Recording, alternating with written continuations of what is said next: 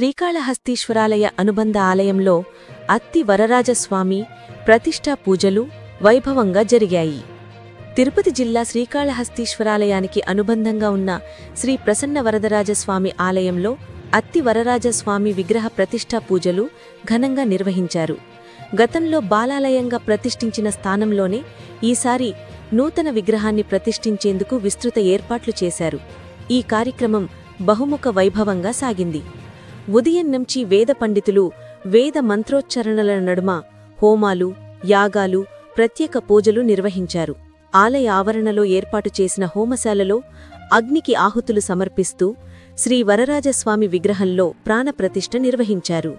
అనంతరం విగ్రహానికి పుష్పాలతో, పండ్లతో, తులసితో సుందరమైన అలంకరణ చేశారు. వేద మంత్రాలతో శ్రీ వరరాజస్వామి విగ్రహంలో అవాహన పూర్తయ్యాక ధూపదీప నైవేద్య హారతులు సమర్పించారు. ఈ కార్యక్రమంలో ఆలయ చైర్మన్ కొట్టెసాయి, ఆలయ ఈవో బాపిరెడ్డి దంపతులు, ఏఈఓ హేమాలత పాల్గొన్నారు. ఆలయ సిబ్బంది, వేద పండితులు, భక్తులు కలిసి స్వామి సేవలో పాల్గొని భక్తి శ్రద్ధలతో పూజలు చేశారు. హోమయాగాల అనంతరం అర్చకులు, వేద పండితులకు ప్రత్యేక సత్కారం కూడా నిర్వహించారు.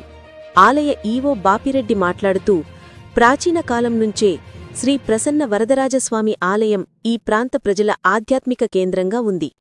అత్తి వరరాజస్వామి విగ్రహ ప్రతిష్ఠ ద్వారా భక్తులకు మరింత ఆధ్యాత్మిక అనుభూతి కలగనుంది అని పేర్కొన్నారు. పూజా కార్యక్రమం ముగిసిన అనంతరం స్వామివారికి మహానైవేద్యం సమర్పించి భక్తులకు తీర్థప్రసాదాలు పంపిణీ చేశారు. ఆలయ ప్రాంగణం భక్తజన సమూహాలతో కిక్కిరిసిపోయింది. స్వామి దర్శనానికి దూరదూరాల నుంచి భక్తులు తరలివచ్చి పుణ్యస్నానం చేసినట్లు ఆలయ అధికారులు తెలిపారు. ఈ సందర్భంగా ఆలయ పరిసరాలు భజనలతో, వేదఘోషలతో మార్మోగాయి. అత్తి వరరాజస్వామి కొత్త విగ్రహ ప్రతిష్ఠ భక్తుల్లో ఆధ్యాత్మిక ఉత్సాహాన్ని రేకెత్తించింది. స్ఫూర్తి ఇండియా కోసం తిరుపతి జిల్లా శ్రీకాళహస్తి ప్రతినిధి సోహన్ అందించిన భక్తి సమాచారం.